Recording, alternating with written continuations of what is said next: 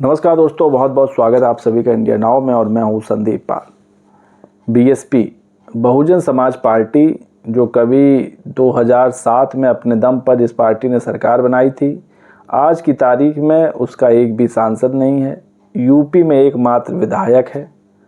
तो अब अपनी पार्टी को दोबारा रिवाइव करने के लिए बीएसपी सुप्रीमो मायावती ने एक बड़ा कदम उठाया है, एक बड़ा फैसला उठाया है।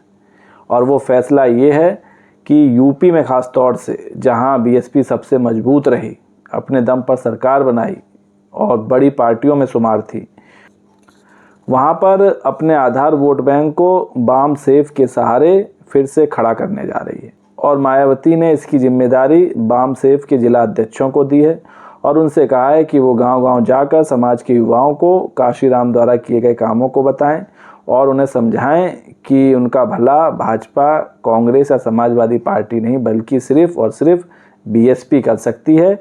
और बीएसपी की सरकार बनने पर उनके हितों के लिए नई योजनाएं शुरू की जाएंगी। तो अब ये मैसेज देने की तैयारी है और इसकी जिम्मेदारी वाम सेफ के जिला अध्यक्षों को सौंपी गई है। दरअसल एक वक्त पर काशीराम ने भी बसपा को बचाने के लिए वाम सेफ का सहारा लिया था, उसी राह पर मायावती भी हैं।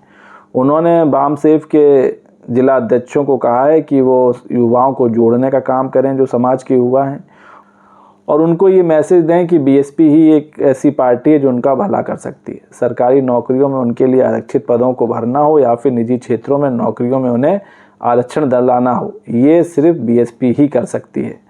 और वाम सेफ ज़मीनी स्तर पर अपना काडर तैयार करे जिससे युवाओं को जोड़े। और बीएसपी काडर वाली पार्टी हमेशा से रही है, इसलिए काडर को फिर से खड़ा करने का काम किया जाएगा।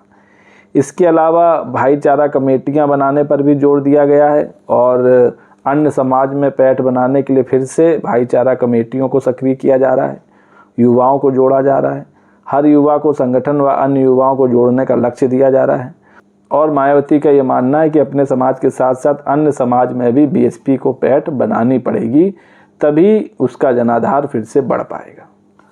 दरअसल 2007 के बाद से जो चुनाव हुआ था, उस चुनाव को अगर छोड़ दिया जाए तो 2014 से जो डिक्लाइन शुरू हुआ है बीएसपी का, वो थम नहीं रहा है। सिर्फ एक बार 2019 में जब अखिलेश यादव के साथ लोकसभा चुनाव लड़े थे तो ज़रूर 19 सांसद बनकर लोकसभा पहुँचे थे, लेकिन उसके बाद जब गठबंधन को तोड़ा तो एक बार फिर से हाशिए पर बीएसपी आ गई है। फिर चाहे वो लोकसभा चुनाव रहा हो, महाराष्ट्र का चुनाव रहा हो, झारखंड का चुनाव रहा हो, हरियाणा का चुनाव रहा हो या फिर यूपी का उपचुनाव रहा हो, हर चुनाव में बीएसपी को दुखद परिणाम देखने को मिले हैं। तो काफ़ी हद तक ये भी बात सामने आ रही है कि जो बीएसपी का कोर वोट बैंक है उसमें भी अब सेंधमारी हो चुकी है। और ये सेंधमारी बीजेपी ने भी की है और सपा ने भी की है। बीएसपी के ही समानांतर चंद्रशेखर की पार्टी आज़ाद समाज पार्टी भी खड़ी हो गई है जो दलितों की राजनीति कर रही है, और वो भी कहीं ना कहीं वोट बैंक में सेंधमारी कर रही है।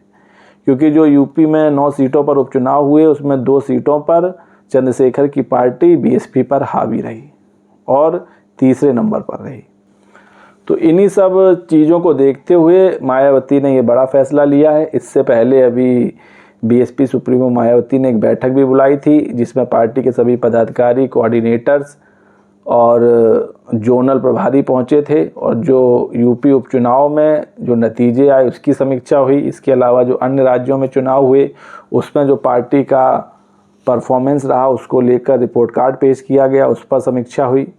क्योंकि अब बीएसपी के सामने सीट तो दूर की चीज़ है, अपने ऐसे प्रत्याशियों को खड़ा करना चुनौती है जो टक्कर दे सके। क्योंकि बीएसपी के ज़्यादातर प्रत्याशियों की तो जमानत जब्त हो रही है, फिर चाहे वो महाराष्ट्र का चुनाव हो, झारखंड का चुनाव हो, यूपी का उपचुनाव रहा हो या लोकसभा चुनाव रहा हो, हर चुनाव में सबसे ज़्यादा प्रत्याशियों की जमानत बीएसपी के ही रहे जिनकी जब्त हुई।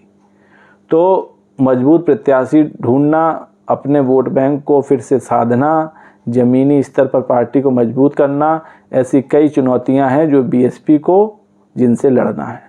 तो उसी की लड़ाई में ये पहला कदम उठाया गया है और वाम सेफ को बड़ी जिम्मेदारी सौंपी गई है। तो क्या बीएसपी का ये कदम, मायावती का ये कदम 2027 में पार्टी के लिए नई राह खोलेगा, ये देखने वाली बात होगी। फिलहाल वीडियो पर आपकी क्या राय है कमेंट्स करके बताएं और वीडियो को शेयर करें, पसंद आए तो लाइक भी करें। तब तक के लिए नमस्कार।